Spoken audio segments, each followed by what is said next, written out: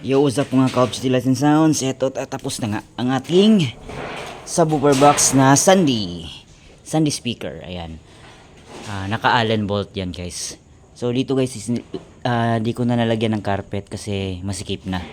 Kaya ganyan na lang. So spray na lang natin yan ng itim. Alright. Okay, tapos na yung dalawa. Yung apat na set din natin. Apat na mid-high. So papasok natin yan dyan yung dalawa. But gagamitin pa natin to sa event tomorrow. So dito guys, lalagyan pa natin to ng guys, logo. Lalagyan natin ng logo. Tulad niyan guys, oh. May logo. So lagyan din natin dito ng logo. Alright. Tsaka yung sound check nito guys, maybe sa Monday na lang. Saturday bukas kasi gagamitin sa event to. Pero guys, magsa-sound check ako sa event bukas. Alright, so and guys, so pasensya na kung ito lang muna yung pakita ko na video sa inyo.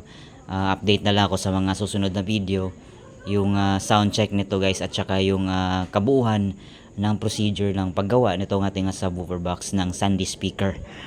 Alright.